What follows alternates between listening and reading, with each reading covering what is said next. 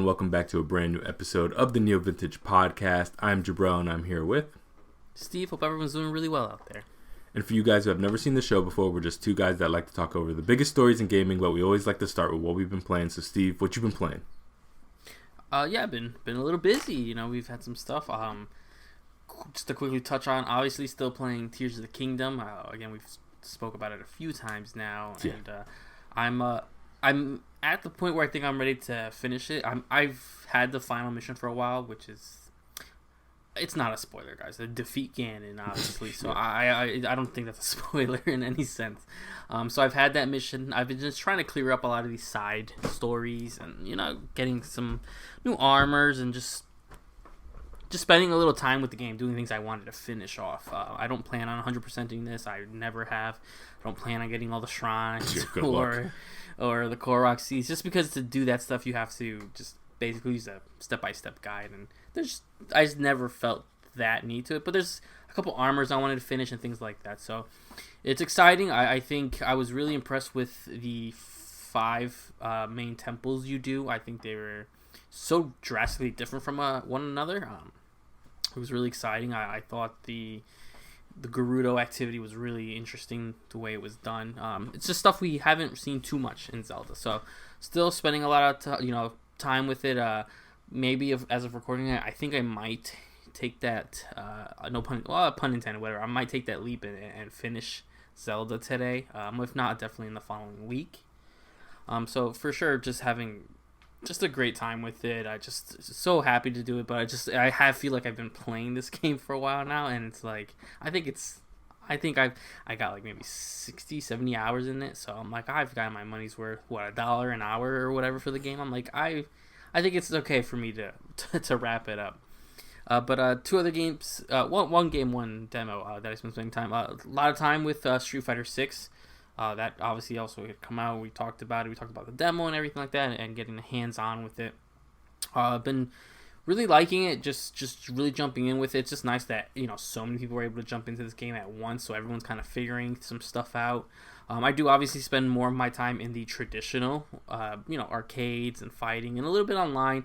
I do dabble in the World Tour mode, this sort of story mode, I guess, in a sense. Just because of how ridiculous. I'm glad they don't take itself serious. I just want to kind of have some nonsensical fun. It's there, but then does that quick turn, shows these really amazing sort of cutscenes, like an early one on when you go to train with Chun-Li and they are all doing this sort of thing. I'm like, wow, these are really well done, voice acted.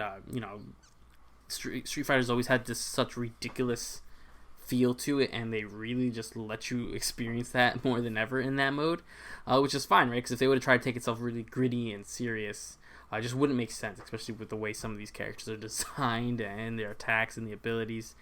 So it's really interesting. A lot of throwbacks, a lot of Easter eggs, but mechanically the game is really, really good. I like it. Again, I'm trying to do a little bit more practicing. I don't dabble too much online, just because Street Fighter specifically has always been really competitive, obviously, but I really like the game. I love all the presentation about it. I like this new vibe for it. 5 always had this weird thing where it's like was just more of what 4 was, where 6 is just super street heavy. All the graffiti art, the presentation of when you're fighting, when they come out in the like sort of through the crowd type deal. It's just, the presentation is really amazing. It's something that fits really well, and it's a game I love. I just love to play. I just have a good time playing it. I'm just really experiencing it with everyone else, so it's really, really good. The last thing I've been playing, and I'm sure I've been playing other little things, but the last main thing I've been playing, and I didn't play too much, but I have played the Final Fantasy 16 demo. I saw that you played it too, so I'm sure you have some thoughts as well. And I was always pretty much sold on Final Fantasy 16. I think we both have for years now from once they shown it. It's obviously pretty much been a day one buy for us. Getting my hands on it and doing what I assume is the beginning of the game, because they say the saves carry over. I'm really surprised. It's been a while, and I don't know if it's because it's not to take away from Zelda, but Zelda has a very specific style, a very specific AAA Nintendo feel to it. And so it's been a while since I've played such a full-fledged like AAA new game, which is Final Fantasy. That game, I know this is just a demo, but it's so heavily polished, it's so beautiful, running so nicely, so clean. And it's, really taking Final Fantasy to a new step where I always felt 15 was in a half step of really of a half of Final Fantasy, half of Kingdom Hearts gameplay. And this game, full-fledged on, is just action RPG. Menus galore, of course, as Final Fantasy is known for. Gears and skill trees and items. Great and stuff like that. But the combat's very just really in-depth. And that's just the smallest part that we've gotten. But just really in-depth. Just really nice. Some of the characters that I didn't think I was kind of be warmed over to. I kind of like. I do understand a little bit of Clive as a main character now. I was always kind of iffy on him. I'm not sure why. I don't know what it was. That just kind of like, he seems okay. But I do like his character. I do like the sort of throwback to what we know Final Fantasy to be. 15 and 13 went so futuristic, where this one being back in that sort of knights and the kings and queens and chosen and the phoenix, and just the way they talk about everything in that world makes me super excited for this game. I mean, we're talking, actually, I think the full game's this week or sometime like that. Yeah, Friday. So it's super exciting. It's something like I really can't wait to get into that, just because I've by the time that comes, my door will be done with Zelda and I'll be moving on to the new thing. It's really I really like it, and man, I feel like takes a lot out of that PS5. Like, it really pushes it to what it needs to be doing to do new experience and gameplays and stuff. So really looking forward to that. That's all I've been playing. Again, a little bit of everything, just sort of continuing on this crazy good year we've been having with games. So what have you been up to? Sure. Some of the same as you, a lot different. I've also been playing Zelda, but I beat Tears of the Kingdom maybe a week or two ago. I had a blast with it. I mean, not too much more than what you or I had previously said. The game is outstanding. Had a blast with that latter half of it. I didn't do a ton of the side content, so that's probably something I'll go back to in time, but it's not so. I was actually exploring a lot of the chasm, the depths, in my latter half of the gameplay. I kind of avoided it for a while because it kind of freaked me out going down there. But finally, I just kind of bit the bullet, went down there, and started finding, I forget what you call them, but they're essentially the shrines underneath that kind of light areas up. And so I spent a lot of time down there and kind of doing that. And it's a great game and definitely my game of the year so far. But beyond that, I finally bought and beat Sifu. Finally, I've wanted to play this game for forever, and finally, I just bit the bullet and got it. And this game is outstanding. I know I'm kind of late on it. People have played this how long ago, but it's really, really solid. The camera could be wonky at times, but obviously, like, the combat choreography is outstanding. The different set pieces, I think there's like 5 major levels, but there's a lot of depth into them and a lot of replayability. The way that they designed the game. As you kind of gather clues, you can go back and unlock new areas, unlock doors, and find new things that kind of inform your character. They did a really, really great job with this game. So if you're looking for something to kind of just kill a little time with, it's not a primary game, but kind of like a supplementary game to kind of play in between that has a lot of replayability, I think Sifu is a great choice for somebody. Beyond that, Ocarina of Time. After I beat Zelda, I was kind of still in a Zelda mood, so I went back to that. I've been playing that on Switch. I'm not super deep into it yet, but I'm kind of just playing around and checking things out. But boy, is that a transition to go from Tears of the Kingdom to Ocarina. So I definitely, the controls I think were the hardest thing to kind of get back used to, because there are things that are like present in the game but are not there in the way it feels now, like specifically like a lock-on and combat mechanic. It like exists in Ocarina, but it's a lot clunkier. It doesn't snap to the character every time, so I find myself struggling in ways that maybe I didn't used to, because I have like a muscle memory built into a game that is designed way futuristically compared to Ocarina. So I'm still getting used to that, but I'm having a great time with that. 2 demos for you. Lies of P is one of them. That is the upcoming, essentially it's like a Pinocchio Souls game, And so they had a demo for it, and that doesn't come out until September. But I really did want to play it and try it out because with these Souls games, I'm very particular. Not all of them feel right to me. Some of them are so prohibitively difficult that I don't even bother because it's like, why spend the $60 to $70 for something that I won't even be able to make any progress in? So I wanted to see how it feels. And for me, this is straight out of Bloodborne, like absolutely the way it feels. And I mean that in a very good way. Like, even some of like the animations when you're reaching backwards for the pot, but you don't have any to like heal yourself. It feels exactly the same. But yeah, no, the role mechanics feel good. The world is really interesting. So yeah, I highly recommend anybody who's into Souls games, specifically Bloodborne. If you like Bloodborne, try out Lies of P. I think you'll probably get a kick out of it, especially since a Bloodborne sequel doesn't seem to be on the slate anytime soon. I think this kind of scratches that itch for me personally, to play on a modern console but kind of have that Bloodborne feel. I can't speak into the latter game. I just kind of scratched the surface of the demo. I didn't want to go super deep because I don't really like going super deep into demos because then I have to replay things later on, and I just kind of want quick like gameplay samples. And so I got to like the first, I guess you could call it like a boss. It's more like a mini boss. I played with him for a while, and kind of got the semblance of it. So yeah, definitely recommend anybody who's curious about this game, download that demo. It's out right now. Runs and looks beautiful, and I'm just really intrigued by this game. I also played the Final Fantasy 16 demo, as you said. But the thing is, I may have played it a little differently than you. I skipped every cutscene that popped up, so I don't know anything additional about the game itself, because the way that the trailers kind of were rolled out, I feel like we already know way too much about this game. And so I was like, if I play this demo, I want to be very deliberate with it, and I really just want to feel how the combat is, or feel how traversal is, or understand how the systems work.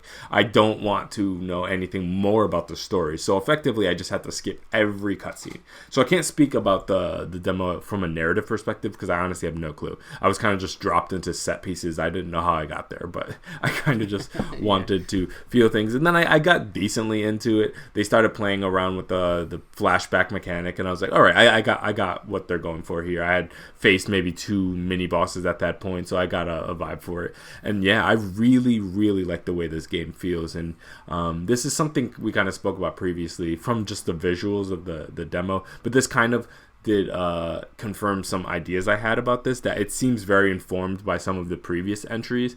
It has a lot of the, not verticality, but the way that you kind of dash around via combat, that 15 has. But it also has the heavy-handedness that you see of 7 Remake.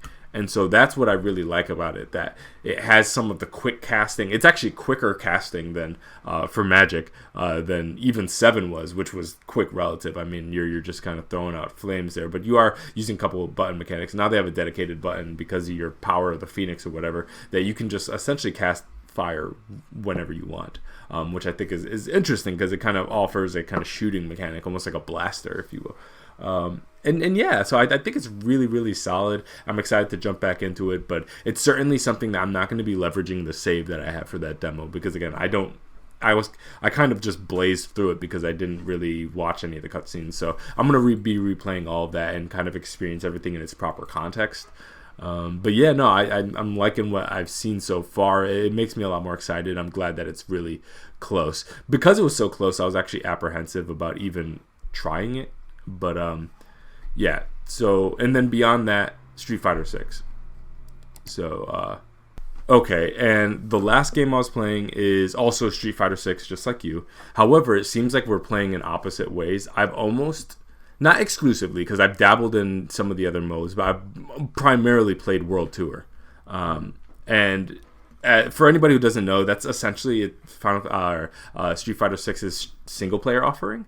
And it's essentially a fighting RPG, is probably the best way I could describe it. Yeah. Like, you are grinding XP, increasing levels. There's a skill tree there. There is a semi-open world that you can wander around. There are NPCs that you could interact with and fight with. And so I think it's a lot of fun. I really am having a great time with it. This is one of the first times since I think Splatoon 2 that a game that is not a primary like single player thing, I'm actually pretty impressed with its single player offering. It doesn't necessarily feel tacked on. There are things that there are issues I have with it. But overall, I'm having a blast with it. I think it's really fun. The story is so ridiculous. So if you're concerned about them at all losing that kind of like Street Fighter flair, it's still very much there. It's very goofy in a great way. The only cons I would say is that if you analyze it as a fighting game, obviously it's one of the best there is. I mean, like, and not in terms of like its design, but just like the way Street Fighter feels has never felt better in my opinion. And that's talking from specifically if you played the original control style. Modern, I think they still probably have some kinks to kind of work out with the way that controls. I played almost exclusively with modern controls to start getting used to that, because I feel like going forward that's gonna be the kind of primary way that they probably push. So I'm trying to like understand both, so I'm not like control locked out of future entries, if that makes sense. I'm just hedging my bets here just in case, because I don't want to jump into Street Fighter 8 when I'm like old and not know how to play it because the control system changed 2 games ago and I didn't change with it, you know what I mean? And so I've been trying to play around with both to get used to it, but overall I think it's very good. The only issues is if you analyze it as an RPG, I think that's where some of the holes are.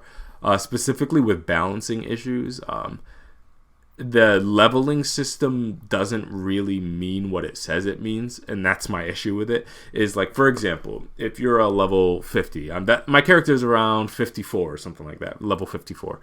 So let's say I'm level 54 and I'm fighting against somebody who's level 54. The damage that they deal out is nearly tripled what I deal out. And that is a fundamental issue with an RPG, because RPGs are oftentimes a numbers game. You deal a certain amount of damage, you have a certain amount of HP. It corresponds to your level, your skill tree, allows you certain abilities, where things are kind of out of sync between the enemies you face and you. So you have to like chronically be over leveled at least 10 levels to even stand a chance when like the heavier fights even come. And so I have an issue with that. Like sometimes it can get a little grindy at times in the late game, where like even if you're like a really good fighting game, like if they do a hip toss on you, some characters can almost like damn near one-shot you with a hip toss. And that's I'm saying that like not like, oh, they're 10 levels above you. No, like if they're the same level as you, some of them like can hit 3 hits and you're done. And I've bumped into characters that are under leveled for me and have almost double my HP. So there are some balancing issues with it. If you stay chronically over leveled, you won't encounter significant issues because it'll bring the damage level that they do to you back to center. So if you stay 10 levels above, it'll give you the fighting chance. There's also different items that you could use mid-fight to heal yourself if you want to. There is a kind of, I don't know how to describe it, but you collect these miles through kind of talking to people and moving around and doing fights and stuff like that allow you the ability to basically bring yourself back from the dead when you lose. And so there's like some interesting mechanics there that I like, but it has some balancing issues that I wish were a little bit more fair, because I think the honest quality flow of an RPG is that if you're doing your due diligence with your fighting, you're fighting people as they pop up, then you should be somewhat equipped to deal with them, and you are worlds away from being ready for anything. Even if you just follow the trajectory they put you on, you kind of have to grind certain areas to get ahead. Thankfully, things move pretty fast. The more damage you deal, the faster fights go as you fight NPCs. Also, you can kind of not sneak up on them, but use a master move or whatever it's called and deal some damage beforehand, so that can make it go a little faster. So there are different things you can do, but it's definitely something that it kind of scratches the itch if you're looking for something to fill your time, kind of like a Pokemon, for example, in that way. I feel like World Tour, and basically World Tour has led me to stop playing Pokemon Scarlet because that game is kind of terrible, and World Tour is stupid but fun. So I've been playing World Tour in its place, and it's kind of scratched all those itches. the same thing, like the battles, the grinding XP stuff. It's all the same stuff, but I think it's kind of better done in Street Fighter 6, which is an insane sentence to say because I never in a million years would have thought that Street Fighter would have been the franchise to even be able to be capable of doing something like this. And on paper, I don't even think I would want to play something like this. But now that it's here, I think it's very well done, surprisingly so. The game is beautiful. The game plays great. I haven't encountered really any significant performance issues whatsoever. I haven't played online, so I can't speak to that. But in terms of kind of the single player offering, things have run good. Arcade is there. And what makes World Tour great, I think, is it's because it's completely complementary. It's not in place of anything. So you still have your arcade modes, your verses. Everything else is still there. This is just an extra thing they put on. And that's what I think makes it so great, is they're giving you more bang for your buck, as opposed to kind of like, if they replaced arcade with this, yeah, that would be an issue. I would be pissed.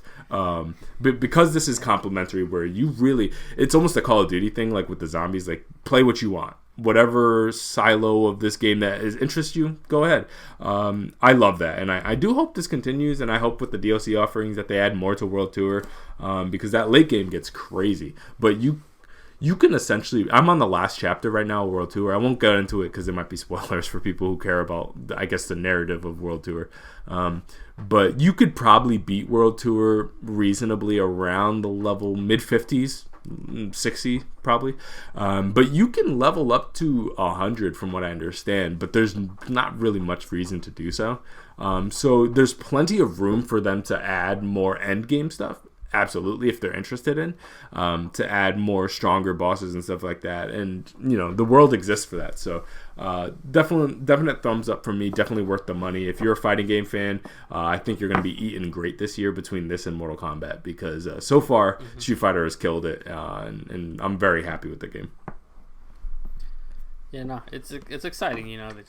They put this mode in. They didn't have to, and it's one of the most talked about modes along with it. Like, no one really seems to leave it out when they're talking about Street Fighter. So somehow really they stuck the landing. Somehow. Yeah, really interesting to see it work out so well.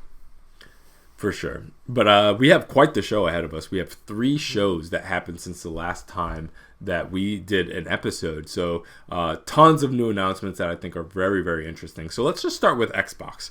So we got a look at Xbox upcoming slate through the 2023 showcase. So let's go through some of what was revealed. This was a really interesting show. This is also from Logan Plant over there at IGN. So first off, we got Playground Games Fable was finally revealed. We got more than just, hey, this is happening. No gameplay, cinematic trailer. I've always found Fable to be a really strange franchise, but a franchise I've been fascinated by. I played the first 2, and I've dabbled in the third, so I do have a little bit of a background with this franchise. I am curious about this game, but I need way more information than what they've shown so far to know whether I'm fully on board yet. What did you think? Yeah, I'm in the same boat. I played a lot of Fable 1. I played a lot of Fable 2. I dabbled. I just tried 3, and I've seen a lot of videos on 3. Apparently 3 is the best one too, from what I hear. So yeah, it's weird because that's my least favorite from what I see. Yeah. So we knew this was a reboot. We knew this. I thought this was almost like vaporware for a while. They didn't show us any gameplay. The vibe and already everything they showed us doesn't seem like Fable to me. So I don't know what this game even is. I know it's a reboot, but will it speak to the Fable fans, or is it gonna just keep going in a different direction, which is fine, just it may not be for me. But it's one of those things where it's like, I really wish we saw some sense of gameplay. Yeah, it's got a very quirky vibe to it, which kind of reminded me of some of the previous entries. But yeah, I think it's going to be probably a major change of place, especially because, it's been a long time since Fable has been an active series. I mean, the last Fable 3 came out on the 360 from what I remember, so they've essentially skipped a generation. So I imagine there's going to be some pretty significant changes in this one, because effectively for them, Fable is a kind of reviving of essentially a dead franchise, unlike other kind of games that are like a Dragon Age, which has a very active fan base that, despite them not having dropped the game since Inquisition, which is like 2015 or something like that, people have stayed engaged with the franchise, people stayed playing the games, people revisit it. Fable has been dormant for a long time, and it has its fans, but they haven't really done anything with it for a very long time now. So I'm very excited to see what kind of remains from the previous entries and what is kind of reinvented, and how that even competes in a modern world. You know what I mean? Like the world is not where it was when Fable 3 came out. So I'm curious to see how they kind of set themselves apart from being just a kind of run-of-the-mill third-party fantasy, or third-person fantasy game, if that makes sense. Mm-hmm. Next one, Cyberpunk 2077, Phantom Liberty. We get a trailer and a release date. It seems like it's coming in September 26th. I am super psyched about this one, especially because Cyberpunk 2077 actually runs decent now. And I've returned back to it a couple times. Like, it still like has some frame droppy stuff, but it's not crashing on me the way it is before. And all I wanted was more Cyberpunk content. So I've been waiting with bated breath for this DLC. And September seems like a decent time for it as well. Right, coming out of the summer. There are some heavy hitters that are going to be coming around that time as well. So I'm curious to see if they get buried at all. September is going to be a heavy month. So we'll see kind of how that goes for them. But I like Idris Elba. I like Cyberpunk. I'm down for this game. We've been known about this. Steve, what you think? Super excited. Obviously, I'm really excited. Getting more. I've returned to Cyberpunk a couple of times, started different runs. But it's just like I know what the game is right now. It's like I would like some different story beats and stuff like that, and we obviously were getting that. It looks like it's obviously taking place after certain endings. It can't take place after all the endings due to the way they work out. But it does seem a little bit like that. Cool to see. They brought Keanu Reeves on stage. I'm also a huge fan of Idris Elba. Really happy to see it. And to see what it is, because this is a $30 add-on. This is a $30 DLC. So that's not it's half of the game price. So I'm sure they're gonna make it worth it. And it's not just all a cash in a sense, because that is a not hefty DLC. We've seen way more expensive DLCs, but I think after everything that Cyberpunk has been through, it has to be justified. Yeah, that's one of the biggest questions I have, because I have no doubt about the depth of the story. I understand that there's going to have its own plot line. It's going to be its own thing. Probably get a couple hours out of it. That's fine. What I'm really curious about is the depth of the world expansion. This is kind of apparently an unexplored part of Night City. Like, where do they drop this in? How do they drop this in? I'm very curious about. And I remember there's one area of Night City, and it's been a while since I played Cyberpunk, that you can't, not Night City, but there's a part of that map that you can't really access. And they talk about like there'll be like future stuff related to it. I wonder if that's going to play a role at all. So I'm very curious to see how this plays from just like a world building perspective. But next, Avowed. This is coming in 2024. For y'all who don't know, from what I understand, this is Obsidian's upcoming fantasy game. And for me, I'm super on board with this. Specifically, Outer Worlds kind of showed me the value of having essentially a Bethesda Game Studios game kind of trimmed down and running better. And the kind of benefit of that. I loved Outer Worlds. And so if you can just give me fantasy that, I'm going to be happy with that. And I think, Xbox having kind of... It's just so interesting seeing kind of Xbox owning both sides of this, where Obsidian obviously has this close relationship with Bethesda Game Studios. So effectively, they're going to have Avowed and Starfield. They're going to have Avowed and what is it? Elder Scrolls, the upcoming Elder Scrolls 6. So, I think that's so interesting to have Obsidian in that position and have Xbox effectively own all of it. I'm on board with this game so long as what they've purported it to be is fulfilled. I love Obsidian's games. I think they're one of the better teams to do that style. And sometimes they out Bethesda, as we can see with New Vegas. And so, yeah, I'm down with this. What do you think? Yeah, it was exciting to see. Again, this is another one that we've heard. We knew the name for a while. Also, I'm, big fan of Obsidian as well, from New Vegas to Outer Worlds. So this is their, quote unquote attempt at a sort of Skyrim style. Though I wasn't initially sold on the art style, I felt like it was a little jarring because it was like kind of like a weird half and half thing.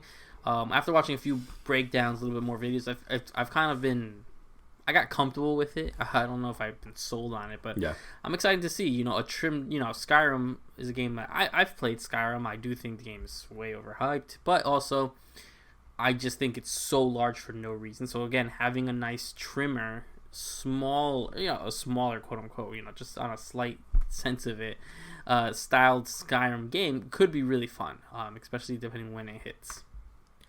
Yeah, I think there's a value I appreciate in the restraint sometimes, and not just making things big for big's sake. And there's like a contained nature of Outer Worlds that I thought was really, really awesome. The fact that you could play that type of game effectively in like 20 hours, I thought was really awesome, because again, I love Bethesda game studios, but the fact that Skyrim does take as long as it does to get through, and I'm sure Starfield, again, we'll talk about Starfield later, but that is going to be this kind of insanely large thing. That's awesome, but that's not the only value to be had there. And so I can appreciate the restraint that Obsidian shows in its game sometimes. And I'm looking forward to this one. Next one, a 1 terabyte Xbox Series S, is coming September 1st. That is the smaller console, but it's all black. I thought it looked actually really, really cool, but I already have a Series X, so this is not really going to do much for me. It was kind of a weird announcement. I wasn't sure if they were like doing a new product SKU for a second. Then I was like, oh, this is just a regular S, just black and with a bigger SSD. What did you think? Yeah, it looks nice in black. It was one of those things where I'm just like, I don't know, who's this for? I mean, if you really needed more memory, you could have got one of their external chips or whatever. But it's nice. It is nice to have a new color SKU of it. But it's interesting they thought here was the time to show it. Yeah, for a second, the way they were kind of rolling out made me wonder if this was going to be like a Xbox Series S Slim, something like that, where it's like maybe a little cheaper to get that even entry point even lower. But it seems like this is not going to be their kind of like super. This remains at the same price range. So it continues to be their cheapest offering, but they're not getting any cheaper with it. Which, is understandable. I didn't expect them to hit like $99. This is not the late stage PS3, so I get it. And then we got a new Starfield trailer. They're always showing a ton of Starfield stuff. This is obviously Xbox's next big thing, so they're really kind of banking on it. I've been pretty sold on Starfield. I'm down to try it. I'm down to give it a shot. I'm sure I'm going to like it. I mean, everything I've seen seems fine. I'm not into procedural generation, so that's kind of the only thing that I'm kind of skeptical on, because at times I keep getting that No Man's Sky feeling. I can't get that out of my head when I see them like, you can land on any planet and go through the atmosphere and then land and then harvest rocks and explore and stuff like that. And like that was the promise of No Man's Sky. And it's not that I think that this is gonna flop or be as unstable as No Man's Sky was, but it's more so that like emptiness is what ruined it for me, let alone the performance. It's just like, just because I can go to 1,000 different planets, like, doesn't mean that I'm gonna want to if there's nothing on it. Like, and that's my main thing. It's like, I don't know how full this game is. I know how much awesome stuff you can do, and that's great, and I have no doubt that I'm gonna have a blast with it. I just don't know how much is on these planets. Like, your average planet that you land on, like, is it just random like fauna walking around and then a random base and that's it? Like I don't know, like, how much is the variability? I'm very curious about, but there are things that are going to be that Bethesda charm that I'm really excited about. The ship mechanics, the relationships you can build, the narrative that's there. Some of the shooting combat actually looks a lot better for Bethesda game studios. They've had a lot of issues with. That's why VATS exists, for example, just how clunky the gameplay was. So the fact that they have effectively can do a shooter now without all those concessions is great. Like, that's progress. I like that. But yeah, I'm down for Starfield. I just don't really need to see any more now at this point. Like, I've seen everything I need to see. So at this point, I'm going media blackout on it. What did you think about the new trailer? Yeah, it slightly won me over. I've always been not against Starfield, but there was nothing for me there. It looked so much like No Man's Sky. Where this one showed obviously a little bit of that still, zapping a rock and getting some resources, but it spent also a lot of time on combat and the mobility and jumping around. I'm like, okay, I see that, but my worry is also the same. Like, well, it looks cool when you're doing all that, but how often are you doing that? Do I have to play 2 hours of boring exploration to have a 30-minute shooting gallery and then another 2 hours of exploration?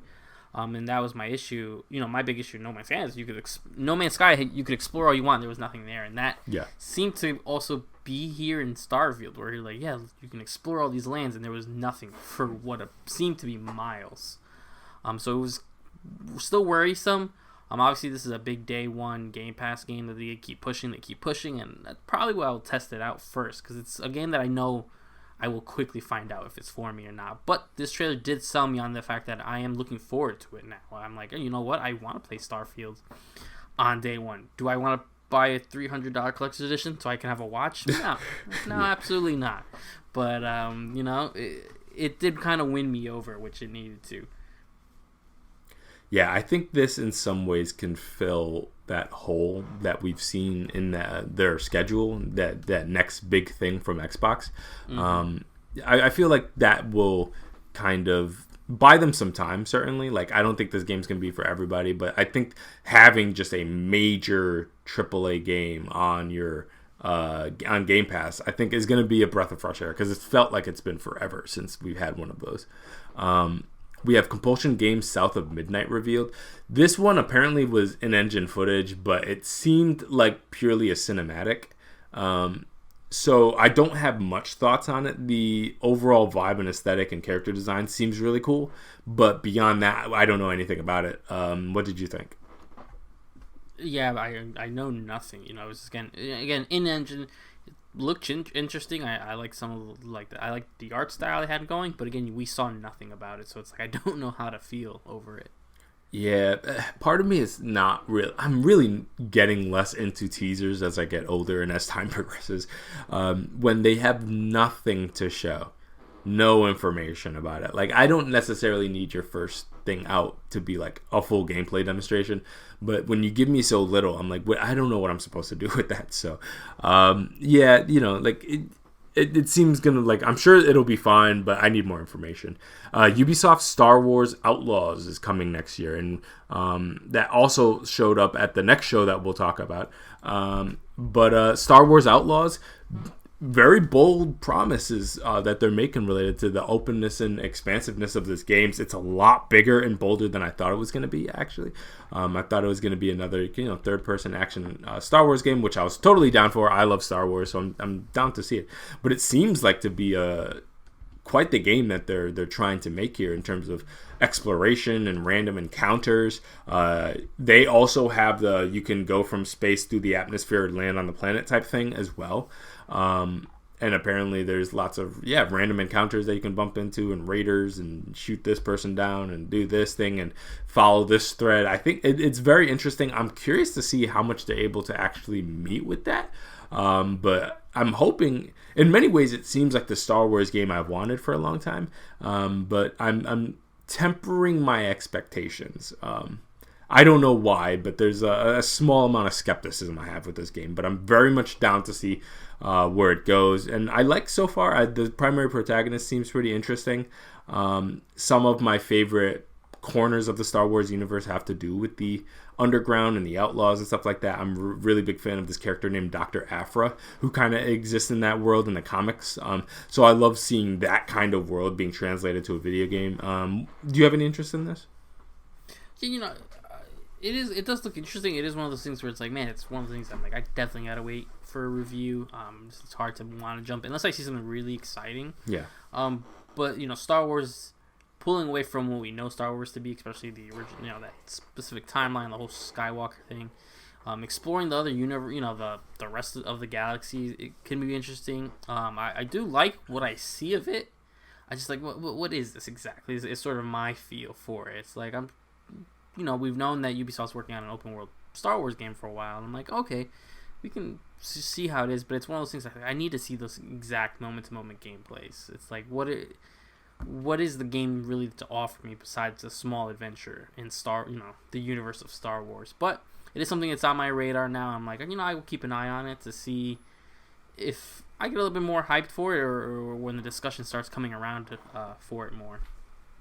For sure. Next, Forza Motorsport is coming October 10th. We knew about this game coming. I'm not into the motorsport side. I'm into the Horizon side, so I don't really have much personally thoughts on this. What did you think about Forza Motorsport? No, yeah. Again, I play more of the Horizon. That's more my jam. I know this is huge for people who like that more simulated racer, and it looks really good. I'm sure it's gonna look fantastic on the Series X. So, but it's just I had no real feelings for it just because it's not towards me. For sure. Next, In Exiles, Clockwork Revolution revealed. So this is an interesting game. It's kind of like a steampunk first-person shooter. Obviously, I think that the most natural thing people are going to be like, oh, it's got that BioShock vibe. Specifically, Infinite is the one that kind of evokes that imagery. That's a gameplay style I love, but it is very easy to mess up, aka Atomic Heart. I think a lot of people think that they can do these kind of first-person narrative, weird imagery, political topic type games, and then they do not stick the landing. So I am cautiously optimistic with this one. I'm down to try it, but it's not. I think, unfortunately, BioShock has led to this kind of resurgence, or not even resurgence, but this influx of these type of games of people trying to make the next one of that. And that's the vibe I'm getting from this one. But I hope it's good, but I don't know. I've seen so many flops from that type of genre that I guess it makes me a little bit more of a skeptic. What did you think? It was the same, right? Where it's like, I have faith in Exile and stuff like that, but when I see a style of game like this artistically or anything like that, it's like, you kind of get that, this style is almost getting connected to games that come and go really quickly. There was, like you said, Atomic Heart had that sort of similar vibe on that game. I haven't heard many people talk good about that game in general. But again, it comes and goes. No one really talks about it anymore. There was We Happy Few was very similar in the style. Yeah. That again, game came and left, came back as something else, and then still pushed away. So BioShock Infinite really was the one to go for it. I think this will probably have a little bit more hope because it looks like a little bit more put together. It looks like it has its identity, but I just hope it's something that has its staying power. Yeah. Not that it's not another just Game Pass game in a sense. I would say for that team, I hope for their sake that Ken Levine's Judas doesn't come out anywhere in proximity to this game, is all I'll say for them. I hope they have their chance to do their thing before that comes, because I think that game will be a problem for them. Next one, Metaphor Re Fantasio from Atlas. As we're watching the trailer, I'm sure a lot of people are like, oh, is this Persona? And then like, oh wait, no, this looks like Shin Megami Tensei. Nope, this apparently is a new franchise. It obviously has a ton of the same kind of imagery, same art style, but it seems like a new IP from them. As someone who likes both of those franchises, I'm very down to try this out. Because it's a proven team at this point. But again, if you're not into the Persona games or the Shin Megami Tensei games, I don't know if this is going to do it for you. Did you have thoughts about this game? Yeah, no, it looks great, but again, you and I are such fans of the Shin Megami Tensei and the Persona, so I was like, obviously this game looks cool for me, but I was like, it was slightly weird, right? Because this was happening, and I understand why it was happening at the Xbox showcase, but it's like, man, I could tell the thousands of Xbox players rolling their eyes at this trailer. But yeah, it looks really exciting. It just the whole time I'm watching, and I'm like, well, I knew it wasn't Persona because of how no social link really we saw, so I was like, but I assumed it was a Shin Megami Tensei game, which technically it kind of is, but I'll let that be. But it looks great. It is something I want to try out. I definitely hope it comes at a time where I have nothing else to play, and I'd love to just dive into it. Definitely. Now let's get this one out of the way. We got 33 Immortals. This seems like a dungeon crawler kind of top-down game, but you have 33 other people with you. Definitely not my thing. That sounds like a nightmare to me. I don't want 33 other people running around a dungeon with me. It seems over encumbering, and it sounds like it's going to tank my frame rate because my PC's not that strong. What did you think about this? I didn't, man. I don't have anything to share about No this. thoughts. I was like, all right, it looks just like a little multiplayer Hades thing, and they're like, put 33 players. I was like, I don't want 33 Yeah, one is player fine. Hades. So thank you, but Maybe a co-op little Diablo type thing, but yeah, that would have been something. next, Payday 3. It seems like Payday 2, just more of that. I'm not into Payday. I've wanted to be into Payday previously, and I just can't get into it. When I try to play the game, it just never really does it for me. But this does have a very dedicated fan base, so I'm happy for them, and I'm sure this game will do well. What did you think about Payday 3? Yeah, I'm very similar. Where I remember spending a weekend once with a couple people playing Payday 2, and it's interesting when you can kind of really sort of set yourself to role play. But it's like I don't think I have the time to call 3 of my friends all at the same time to rob banks.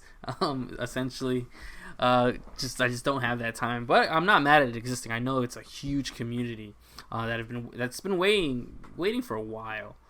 But I'll be happy to see all the clown mask memes when it drops. Persona 3 Reload and Persona 5 Tactica, 2 separate games that they've announced from the Persona team. These have both essentially leaked before this, so we knew that this was coming, long rumored. Specifically the Persona 3 Reload. So I'll handle them separately really quick.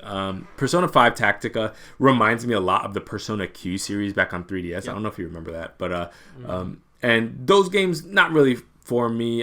From what I remember, they were like a Etrian Odyssey style like dungeon crawler. I don't think it's gonna have that kind of mechanic, but it is the kind of chibi Persona thing that, like, personally I have enough Persona that I don't necessarily need more Persona at any cost, so I'm not really interested in that art style and that kind of approach, so I'm gonna pass on the Tactica game. However, the 3 Reload is almost everything I've ever wanted.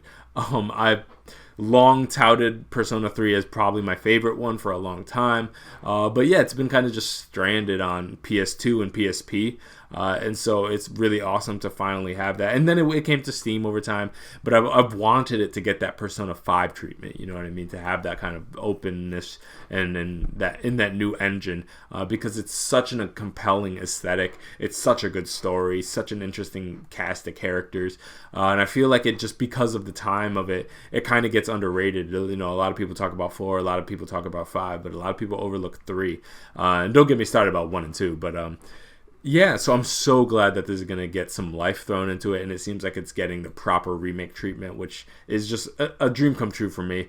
What did you think about these two? Yeah, Persona 5 Tactica, again, it's one of those things where I'm not mad that it exists.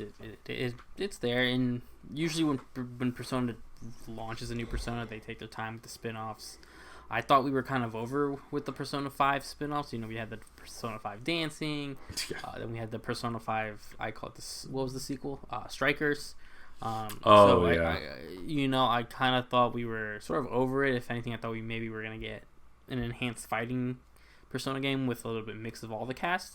Grid-based tactics games not really my thing. That's already, you're taking a game that's already slow in pace and slowing it even more is sort of the way I see it, but I'm not mad that it's there. Who knows? But it's I'm glad that it's there for the people who want it. It does invoke Persona Q vibes. Persona 3 Reload, though, I'm all over this. Ever since I saw the Persona 3 cast in the dancing, I forgot what their dancing game was called, but when I saw the Persona 3 cast in that new model, which is really pretty much the new engine, I was like, they gotta remake this one, because it is in that weird spot where, 1 and 2 are these old classic Shin Megami games. Persona 3 really gave Persona its identity, and that's something you taught me. You're the one who really taught me everything about Persona. So just seeing that sort of, even Persona 3 is in aesthetic and in themes, the darkest, I think, out of the 3 games. Yeah, for sure. So seeing that even the way they summon their personas, which I don't think they showed it in the trailer. I mean, they shoot themselves in the head to call their personas. But it's just really interesting to see these characters, to hear most of them voice acted again. Just it's been so long since I've done a full playthrough of Persona 3, and being able to just have it going forward will be really exciting. So yeah, that's a day one purchase for me. No doubt. Like a Dragon, Infinite Wealth. One of, I believe, 2 Yakuza games that have been announced pretty recent. This one seems to be following the last Like a Dragon game. And then the other one is with Kiryu. But this one, it seems like he's maybe coming to America, from what the trailer is suggesting. Or at least it doesn't seem like Japan. So I like these games a lot, but for the life of me, I cannot finish any of them. I can't beat any of them. It's not a difficult thing. I just have never seen any of them through all the way. So this is probably another one that I'm totally down to play. I'm probably going to give it a shot. I'm probably going to play like 15 hours of it and still not beat it, unfortunately. But I'm very much down to play this game. What do you think? Yeah, I'm in the same boat where I love so much about these games and these characters, and I recently just installed the first one in the time, Yakuza 0. Okay. So will I get through a whole playthrough? Probably not, but it is something I do want to really like to see. I liked so much of Yakuza Like a Dragon, or whatever, Yakuza 7. So this is, though they were kind of confusing with the marketing, this is Yakuza 8. They're dropping the Yakuza name. They talked about that a year or 2 ago, so this is the next one in that entry, which is gonna be cool because I know people really liked him as a character, Ichiban as a main character. So having him come back, it does seem like he's waking up somewhere. I think that'll be the amount of shenanigans he got into in the other one will be interesting to see how that translates to a different audience in the games world if he goes to America or wherever else he's going. So it's gonna be really exciting, and I could only hope that I will be able to jump on board and maybe one day beat one of these games. I'm in that same boat for sure. And then lastly, we have Path of the Goddess from Capcom. This is one that we didn't get any gameplay from, but apparently it's going to seem like some kind of action horror game with a really interesting aesthetic. I love the way it's like a bright, colorful kind of Japanese folklore horror thing going on. But I'm definitely curious about this game. But again, not even a cinematic, really, just a teaser. What did you have any thoughts about Path of the Goddess? I'm drawing a blank. Is this the one that I thought was Onimusha and it's not Onimusha? It's possible, yeah. I'm looking at it. Okay, yeah. No, really interesting style. I didn't know what this game was when it came up. So I'm looking at the pictures now. I completely forgot this was shown there. Yeah, it's an interesting style. I'm okay. I like the artwork of it. I do like this sort of vibe they're going with. But yeah, it's one of those things where it's like I need to see a little bit more on that. Just a couple of screenshots that have come out afterwards is not enough. But I do respect the Japanese like traditional aesthetic. It looks really cool. So as long as that's done right, Capcom is again top tier for me. So they've been knocking it out of the park. So I doubt this would be anything less than spectacular. Yeah, it's really awesome to see them kind of on this high that they've been on lately. So quick question for you before we move on to our next topic. Before this showcase, there was the big thing of like, where are the games? Obviously, Redfall, bad position. Phil Spencer doing that interview, very candid about just kind of how messed up things are over at the Xbox ecosystem right now. And so the question I think a lot of people would have is, did this showcase do anything to kind of quell some of those concerns that you have, address some of those concerns? Are you feeling more or less optimistic for Xbox going forward? Like, what are your thoughts? I would say for me is that my thoughts towards Xbox right now and their execution hasn't changed at all, because again, none of these games have come out, and I think announcements are all good and fine, but announcements were never the problem. We were never short on announcements from Xbox. It's where are the games coming out? But it does make me a lot more confident in Game Pass, for example. Game Pass has been pretty barren for a minute now, and to the point that I actually canceled it. And I have it activated now because there's small things here and there like Redfall. Stupidly me, I don't know why I play that game, but I do sometimes.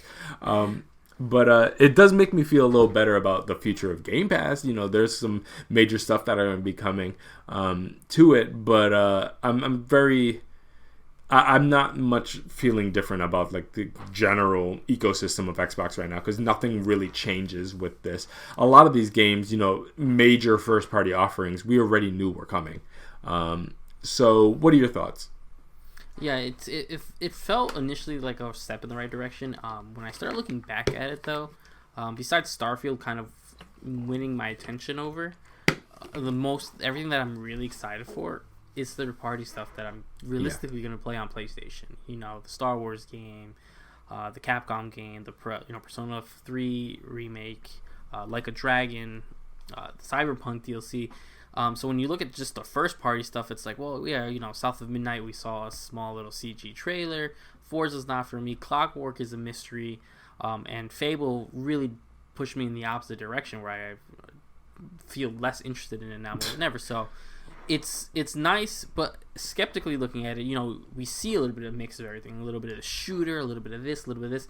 I just wish we saw, and it's the same way I walked away from the PlayStation Showcase the week before this, was that it's like, you guys are touting this as the big first party thing. It's like, I think it's time to really start watching their language. Yeah. Because Xbox prior to this was talking about how they were going to do a lot of gameplay, not too many, if at all, CG trailers. And I think the first 3 trailers they showed us were CG trailers. So again, I know that's marketing. I know it is what it is. But it feels like a step in the right. It does have me excited to activate my Game Pass again. I haven't done it in months now. Just because I could have, $15 out the windows to not play anything. To play Katamari? Nah, come on, man. It does seem like a small step in the right direction. I thought it was a big step, but it's more like, okay, they're working on their relationships with other people. They're working on their relationship with Japanese developers, obviously focusing in on Capcom, Atlas, Sega, the Persona team. So it's a step in the right direction. I just don't think... I don't know what could have done it, unless they have a major first-party showcase that shows what they are specifically working on. I don't think I can be won over or pushed or super impressed again.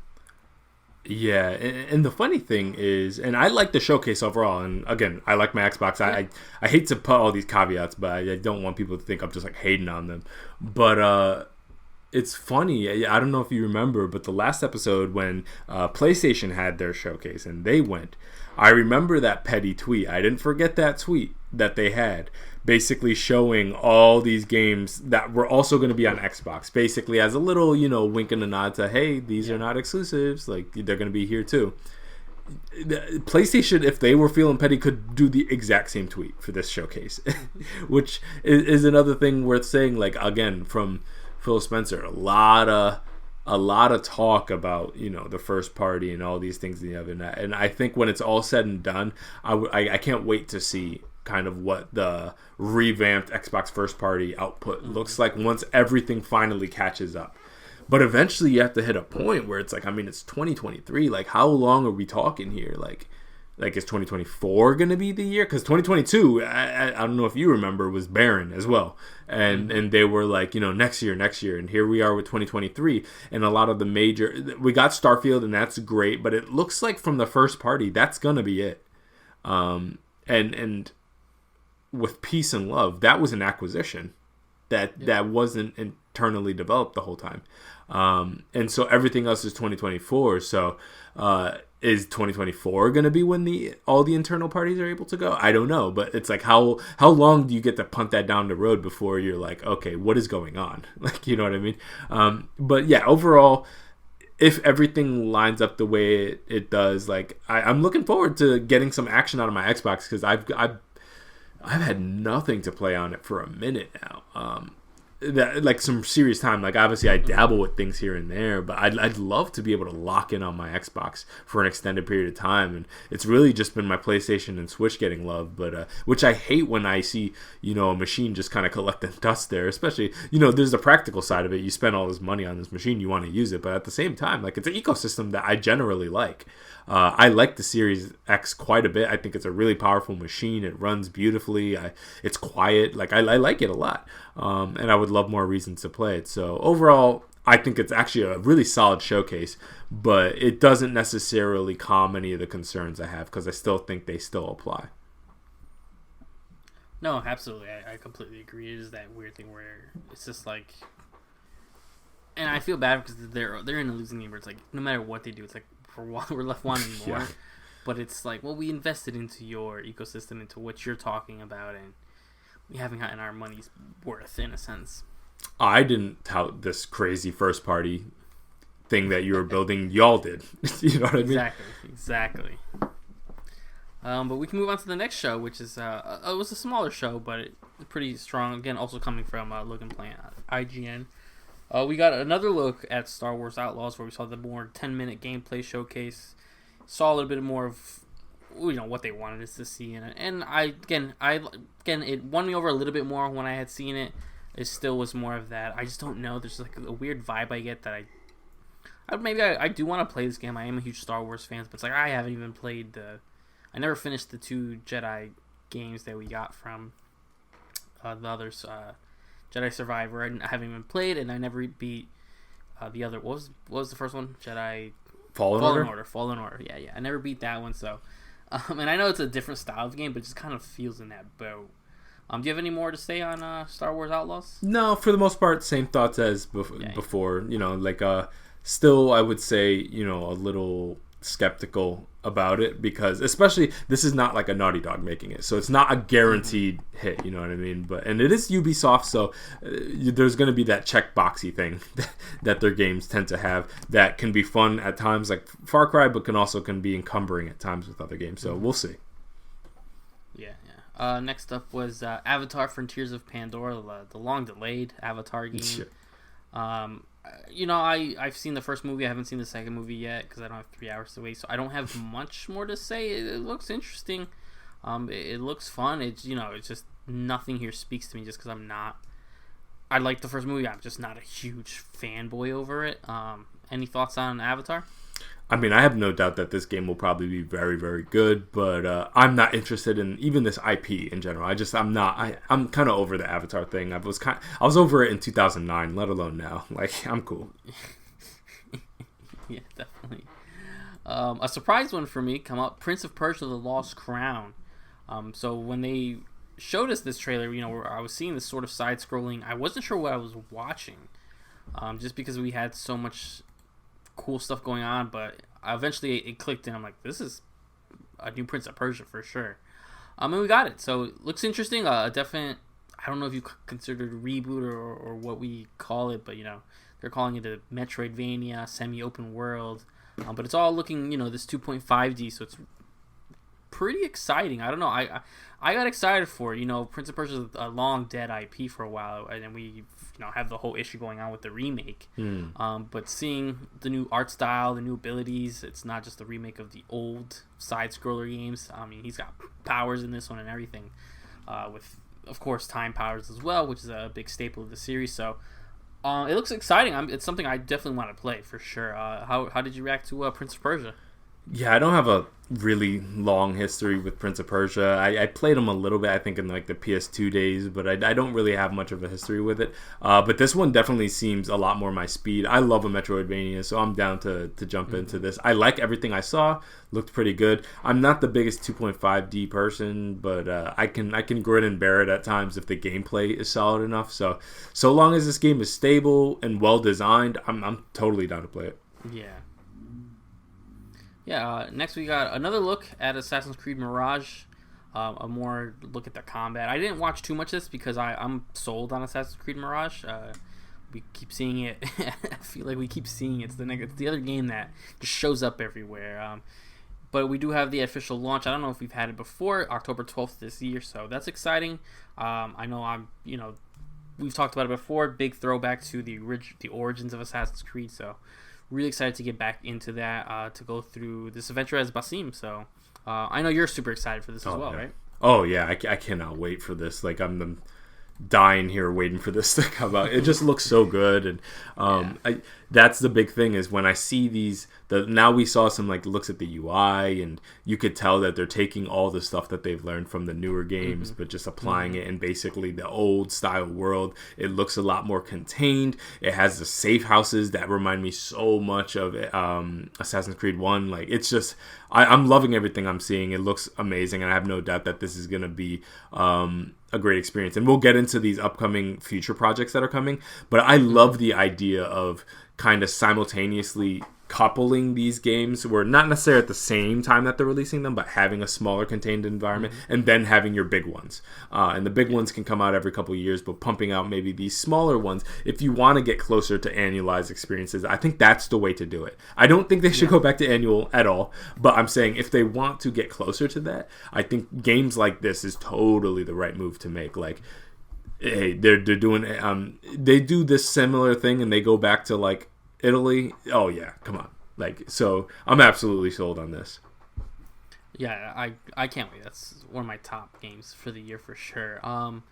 For MetaQuest users, you have an Assassin's Creed Nexus, which features some of the maybe the top 3 assassins people really liked, between Ezio, Cassandra, and Connor. Yeah. I don't have a MetaQuest. I don't know. Maybe this will eventually come over. Oh, I don't have a PSVR 2 anymore either. So I don't have much to say about it. It looks fine. It's just Assassin's Creed is not one of those games I want in VR for many reasons. And this trailer showed me everything I don't want to do with my in a VR experience. Anything to share for Nexus? If there was ever a VR game that I could anticipate before ever touching it that it was going to make me unbelievably sick, it would be this one. I don't want to jump off of buildings in VR. I could barely handle probably a shooter, let alone if I'm launching myself off the top of a skyscraper to stab someone in the neck. No way. Yeah. I couldn't handle it. Yeah, I feel you on that one. Next up was Assassin's Creed, the codename Jade. We got another teaser. Now, if I'm correct, this is now they've come out to call it is a mobile game, which immediately made me just kind of bummed out. I was like, oh, okay. It looks fine. Just Assassin's Creed on my iPhone just doesn't speak to me in any sense. I know they're going into a public testing, so maybe we'll see some gameplay, but I just don't think having an Assassin's Creed game that takes place in China sounds great, but then you are going to attach it to a mobile game. Immediately that makes me think microtransaction, gacha, time, loot boxes. So I kind of immediately got sort of deflated on it. How are you feeling over Codename Jade? Yeah, one of the hugest disappointments for me, because again, the China thing, I was very excited. I have been very excited about the proper follow-up to Valhalla, even though from a narrative perspective, Basim, like that Mirage will be that. But in terms of like the next big one, coming off of Odyssey and Valhalla, I've been waiting for that, and so I thought Jade was going to be that. But when I heard like the fully customizable assassin, I'm like, oh, that can be a lot of fun. Like, there's a lot of cool things happening here, and then just to hear that it's mobile, no way. Mobile, I'm not gonna touch that probably. Yeah. I'm just not a mobile player. If they dropped it on Steam, maybe I'll play it on Steam Deck or something like that. But maybe. Yeah. But no way that I'm playing this on my phone. So that was very unfortunate. But from what I understand, they have like a code name, like a red one or whatever. That I guess is going to be the next main line title. I don't know if you remember, they kind of talked about 3, which is going to be Mirage, Jade, and then the red one. Hex. Oh yeah, there's Hex too. Witchcraft one, right? Yeah, there's a lot in the making right now. Yeah. So I'm not going to touch this one. I was very upset about this one because I was like, I really wanted to do the China thing because this is actually not their first foray into China too, because they have the side scroller one too. So we'll see. Yeah, no, we will. And I just looked it up to just make sure that I'm not tripping. Assassin's Creed codename Red it's the Japan one. That's right. So Hex is also another thing coming that's completely separate. That I can't wait to even know what that is. But Jade I had confused with Red. So when I found out that it was a phone game, that's why I was disappointed. There you go. Yep. They announced so many that time. Yeah, no, I don't blame you for not being able to keep it straight. I can barely do it. Yeah.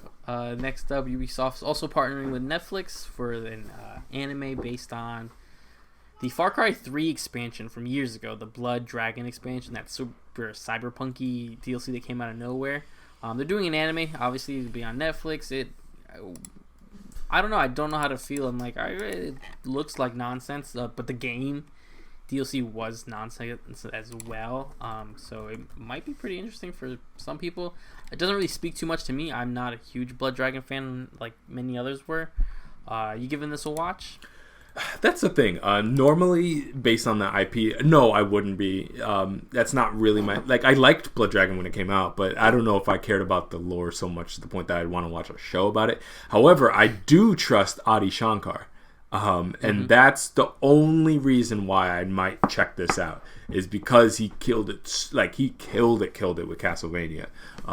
That makes me maybe want to check this out a little bit more. But you know, the IP in and of itself, no, is not particularly compelling to me. No, yeah, I feel you on that one. We got another look at XDefiant, which is the upcoming free-to-play first-person arena shooter. It's getting a couple open sessions. I want to say this week actually, so the week of recording. On all the consoles, PC as well, and then it will be launching, I think, sometime. I don't know if we got a date actually, but I know they're saying soon, so it is coming sometime soon. Yeah, the open session's in June, but I don't know if they have June. Yeah. Yeah, I've heard good things about it. I opened, arena shooters with I don't know. This game is not for me, man. When I see the arena shooter with all the Tom Clancy people and all the Ubisoft shooters they have, it looks fine. They're promising for the people who've played it. I know they've talked about how it's actually really surprisingly well. Maybe if I can, I'll try to jump into one of these open sessions. But they're promising a lot for a year one type deal. 14 maps, factions, modes, 24 weapons, and then they're saying they're going to add even more weapons, even more maps within the year. So this will probably be one of those games that just kind of sticks around for a while, or it's going to come out and it's going to be hot garbage and it just kind of dies. Either way, it's really not for me, but I'm not mad that it exists. Hopefully I'll get my hands on it and it can either confirm that it's not for me or maybe win me over. Do you have any interest for XDefiant? I don't. I sure don't. Yeah. Multiplayer shooters aren't really your... Hell no. Hell no. For once again, we get another look at Skull and Bones. Now they're doing a closed beta.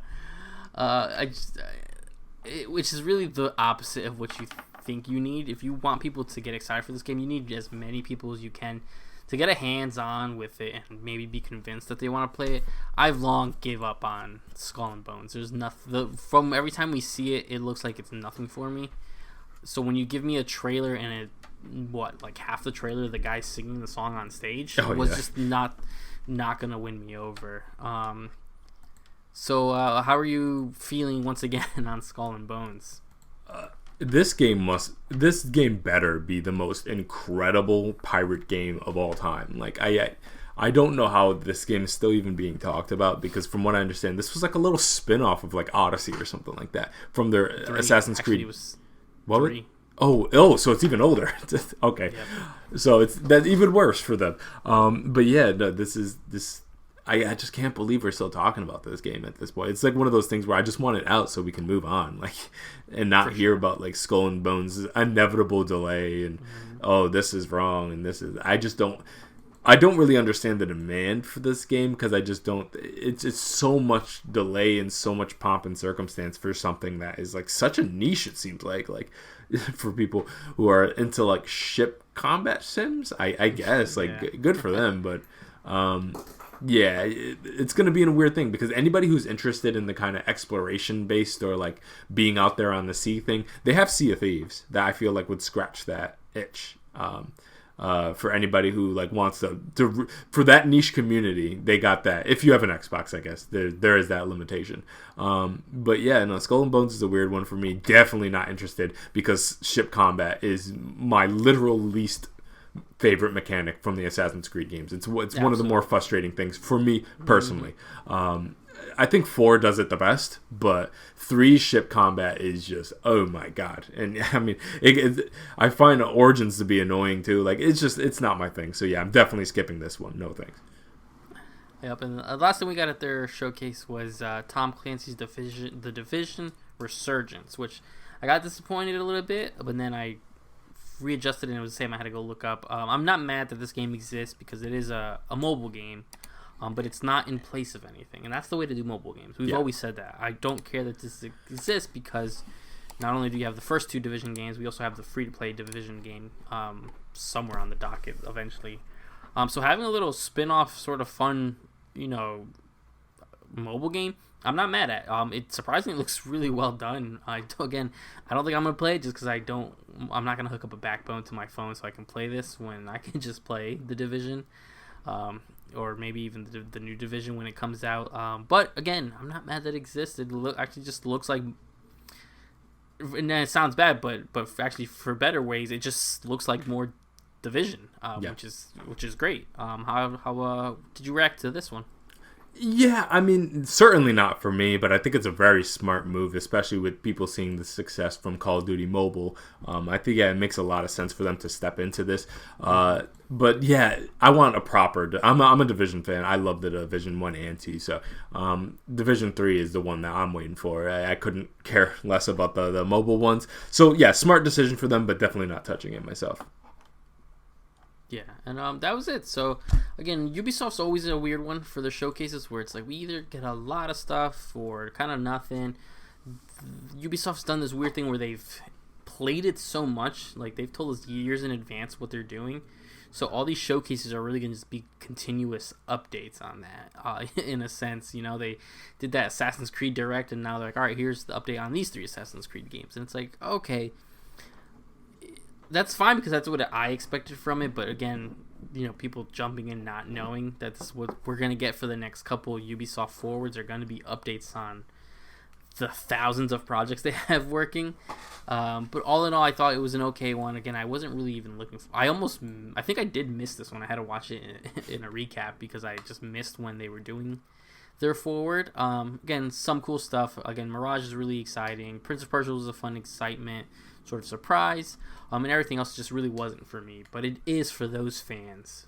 So I wasn't too let down about this. Ubisoft really isn't one that lets me down just because I don't expect too much. Like, I'm not going in expecting a Rayman game. So when I don't get it, I'm not upset. Overall, how were you feeling on the Ubisoft forward this year? Yeah, well, first off, Rayman was in the Rabbids trailer. Yeah, don't do this to me. So you have your Rayman game, and you have the definitive Rayman game, if you will.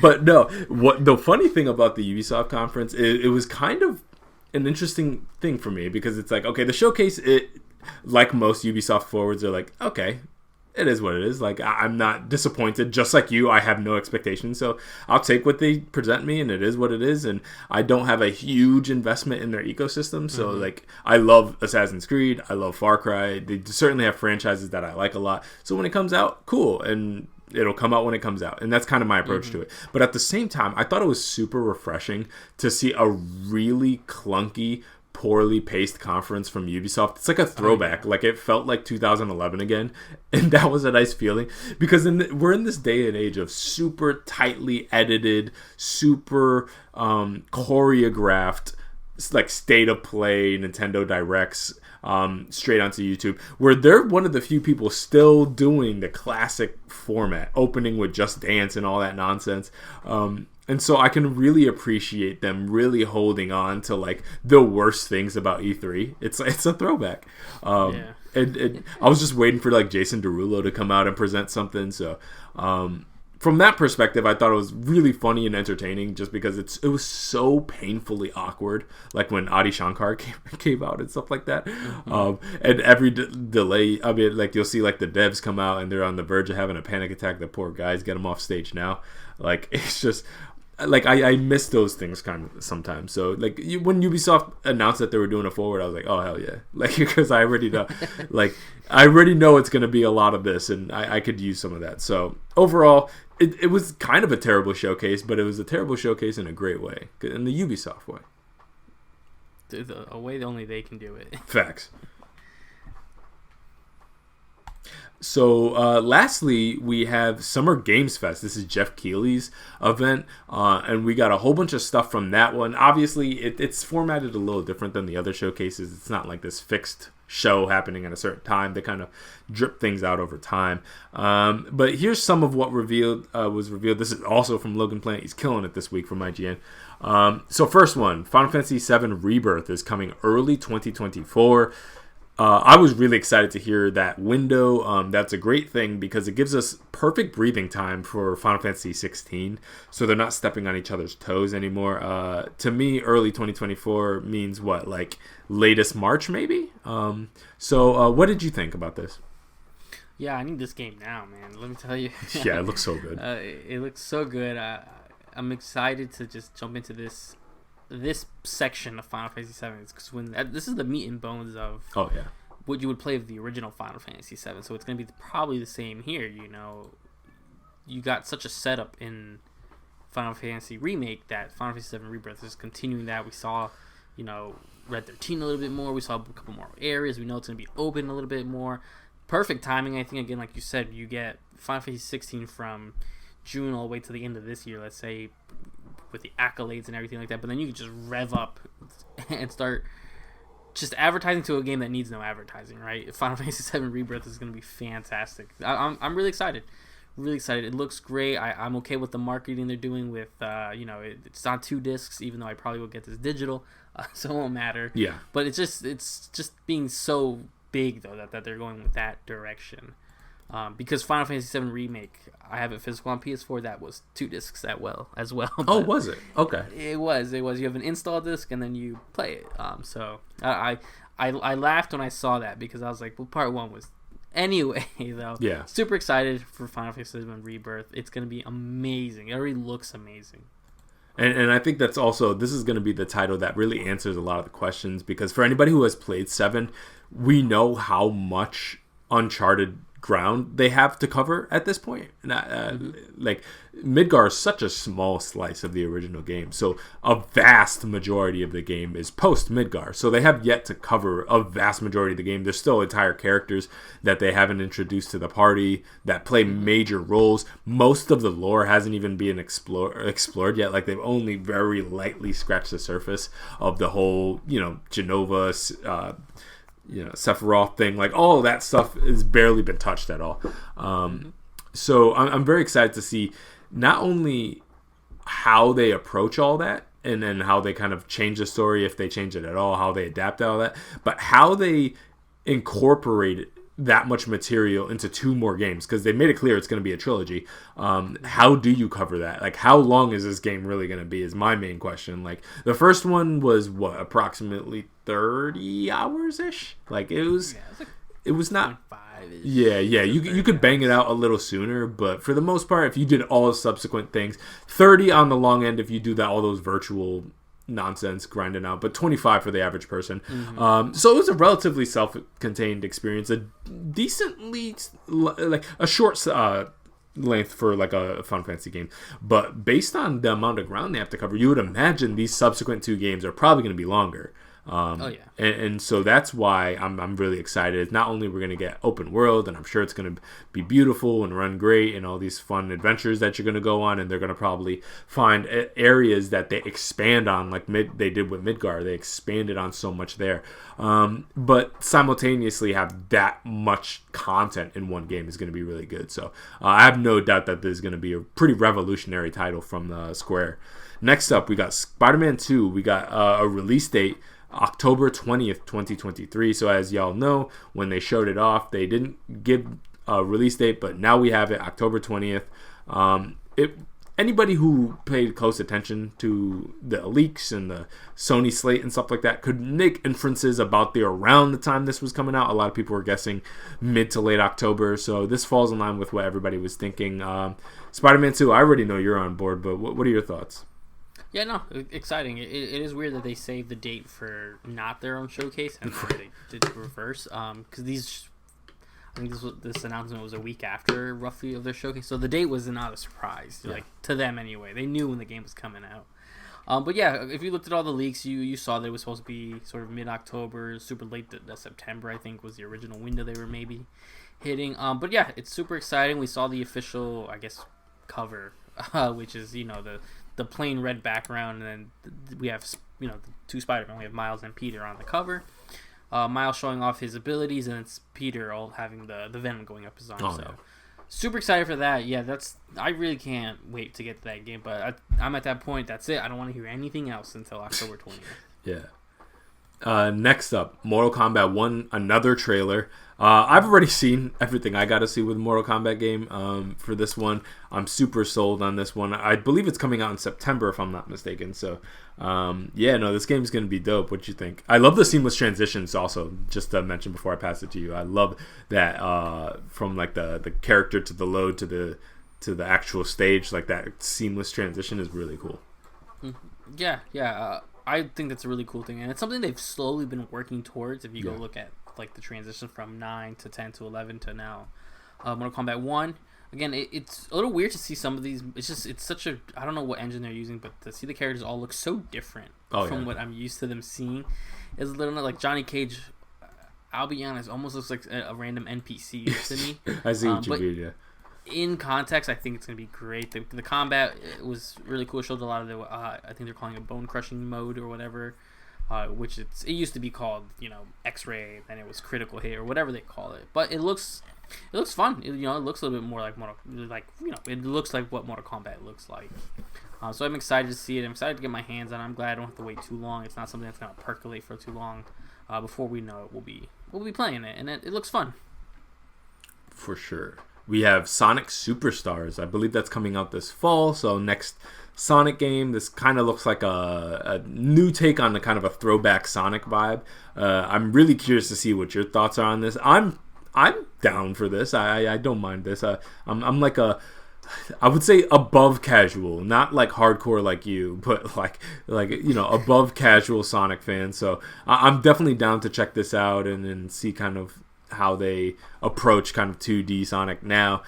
We've seen a lot of back and forth. Sonic is a very interesting franchise in the way that you'll get the forces, you'll get the all these newer titles, but then you'll also get these ones that are more akin to like Generations and Mania and stuff like that. So what are your thoughts about Sonic Superstars? Yeah, I'm surprisingly really happy with it. I had heard, obviously I'm in that whatever network of knowledge here for Sonic, so I knew this was sort of a thing, because everyone assumed we were getting a Sonic Mania 2. I knew the next Sonic 2D game wasn't going to be a sprite-based one, so I knew it was going to be this sort of 2.5D sort of new classic game. Yeah. And it looks really surprisingly good. It's hard to tell with these side-scrolling Sonic games until you get your hands on them if they feel right, because that's really all about what these Sonic side-scrolling games are. But the abilities look fun where it doesn't look game-breaking. It doesn't look like it's a weird floaty. It looks like it has the right amount of it. My big curiosity thing is this game, you could go pre-order it now. This game is $60. And is it? It's $60. Oh, I assumed it was going to be a budget title. Okay. So everyone's kind of thinking budget $30, $40 title. No, this is the base game is $59.99. So it's kind of hefty. Unless they've changed it, but I believe they came out and announced that was a thing they were doing. But we'll see. But if it's a full-fledged, nicely packed side-scrolling game, it should have no problem justifying that price. So it's going to be interesting to see how it all really happens with this art style that invokes the classic Sonic. If you think from Sonic Generations, where you have the two Sonics, this is obviously all classic Sonic. So it's going to be exciting I'm definitely going to hopefully play this fall. It's one of those things where I have a feeling in my gut it gets delayed for some reason. I don't know what it is, okay. But don't mark my words. I just feel like it's going to get delayed for some reason. But yeah, obviously for me, super exciting. Yeah, I'm very curious to see how that $60 price tag, if it at all impacts things, because it seems steep, but I suppose it is a new game. This isn't like a remaster. This isn't a collection. It is a new game, so I suppose the rationale is there for a full priced. And again, in this day and age, full price is $70, not $60. So they're holding on to an older price. We got Alan Wake 2 gameplay. This is a game that has been showed off quite a bit lately. It's getting the full kind of marketing rollout treatment. I'm intrigued by this game. I ended up buying the first one, like we spoke about. It was on sale. I don't know if it's for me necessarily. It might be a little slow for me, but it's something that when I get some more spare time, I'm gonna give another shot and see if I can get a little deeper, and that will inform whether I even jump into Alan Wake 2 or not. But from what I'm seeing of the game looks quite good, especially if you're into like Resident Evil and stuff like that. I think that this type of game can really resonate with you. What you think?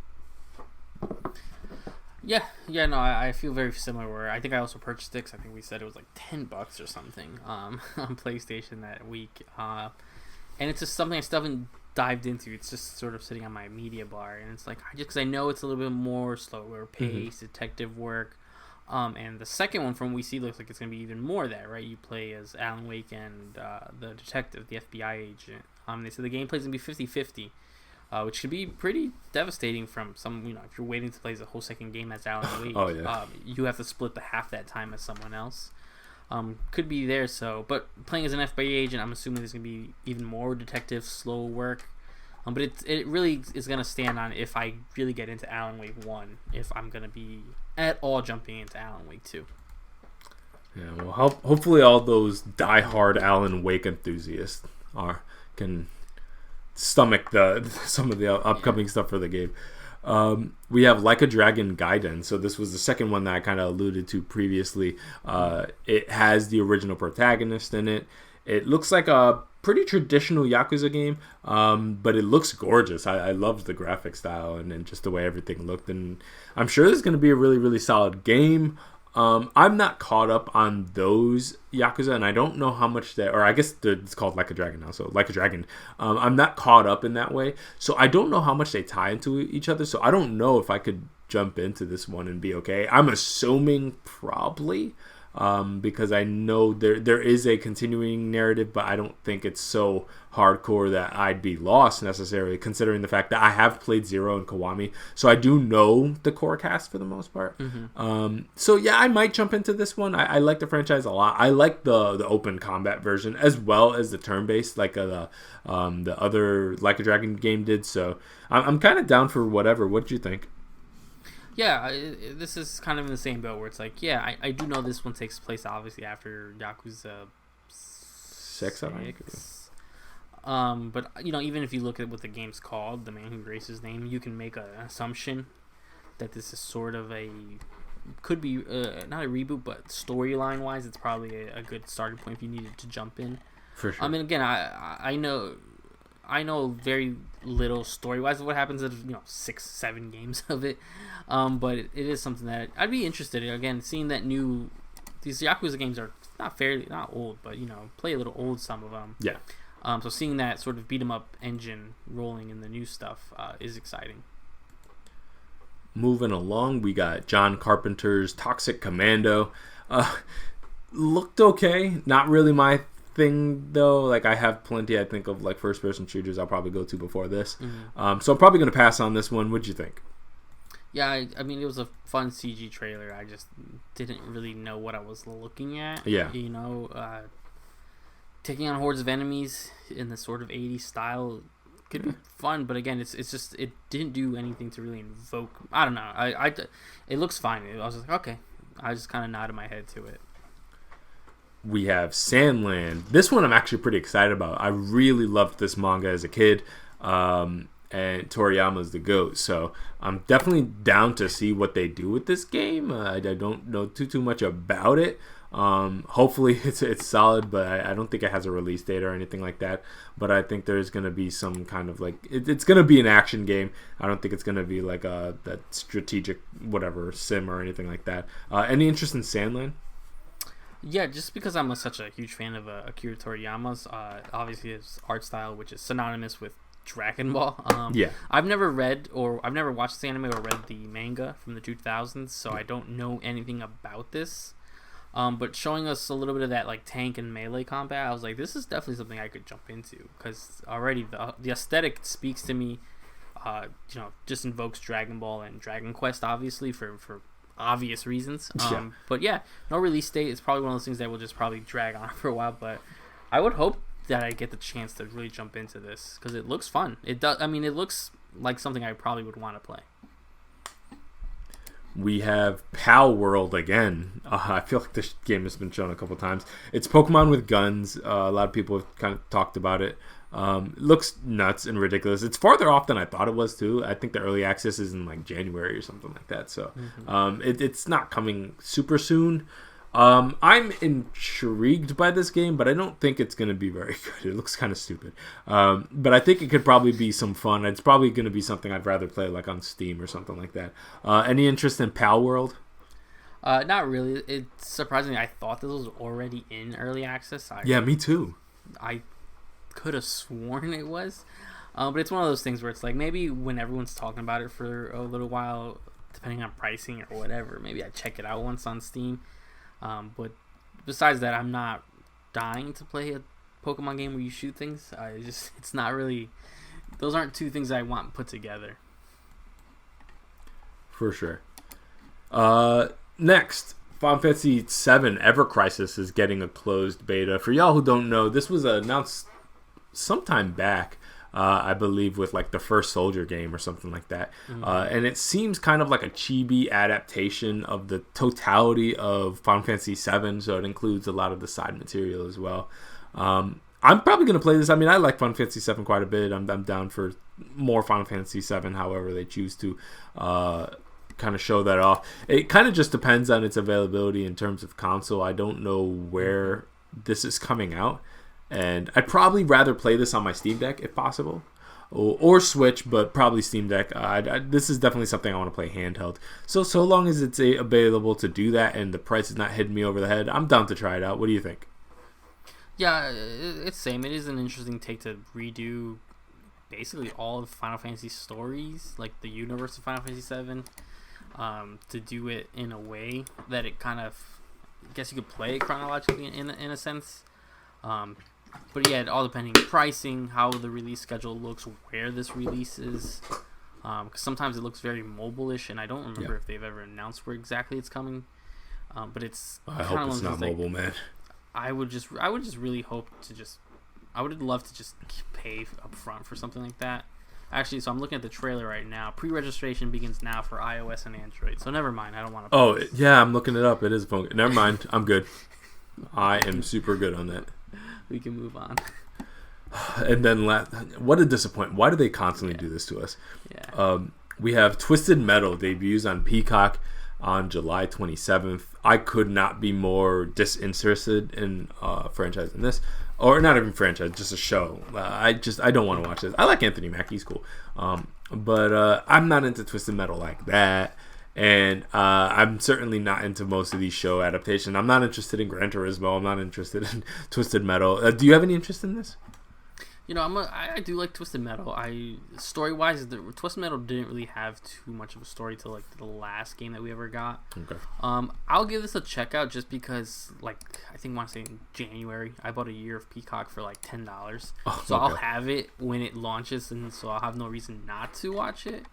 But like when I watched that fight between Sweet Tooth and Anthony Mackie's character, it just didn't do anything. Even Sweet Tooth looked wrong. I thought he was CG for a second. Yeah, so even Sweet Tooth, there looks something's off with him. But again, it's one of the things. If it's some dumb fun nonsense, I won't be mad at it because I'm not like, oh, you messed up the plot line. It's not like, it's not like I guess The Last of Us. It's not like The Last of Us, right? A spaceship didn't come down at the end of the last episode and abduct anyone. You know, that could happen here, and I wouldn't bat two eyes at it. So it just kind of exists.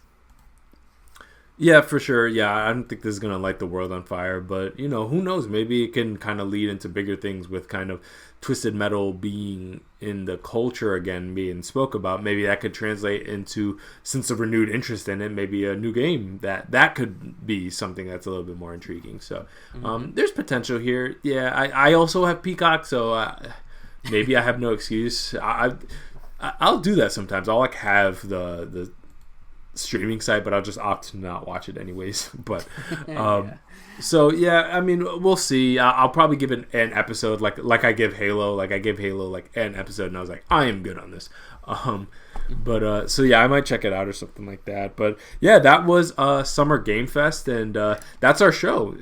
Big week for a bunch of shows and a bunch of different things. Some really cool things, some less than interesting things getting announced. But it's good to see the kind of slate starting to get filled up a little bit more. I felt like the latter half of this year was a little barren, all things considered. So it's glad to see things kind of filling in. You know, October's coming in, September's got a lot of things now. August seems a little quiet, but you know, June for sure, July. So I'm glad that, you know, we have some breathing times, but we also have some more stuff this year and early next year to look forward to. And I'm glad that they kind of dropped it all at once, so we have a lot to like look forward to, because things were looking quite empty. You know, now there are still questions we have, you know, like Nintendo. What are they going to be doing going forward after Tears of the Kingdom? We don't know. So there are still like questions to be had that I would imagine in the subsequent weeks we'll probably get some degree of answers to. You know, Nintendo holds things close to the vest, but their slate is pretty open, so I would imagine they're probably up next. So hopefully by the next episode we have something, but if not, probably the episode after that. And next episode 100, Steve, can you believe it? It's been like 3 years or something like that. Yeah, made it through a pandemic, you know. Yeah, made it to the other side, moved different states through different console cycles. I think when we started, I think were we before the PS5 too? I think so. Yeah, we were before, because we did unboxings. Yeah, that's true. No, you were still here for PS5, I think. Yeah, I was on the tail end of it, I think, because it was a pandemic when the consoles came. So that's true. Yeah, so yeah, we made it through quite a bit. And here we are, episode 100. We're going to try to do something a little fun for you guys. So I hope you guys check out that next episode. Until next time, this is NeoVintage Podcast. I'm Jerome. I'm here with Steve. Hope you guys enjoyed it. Thank you. See you then. Bye.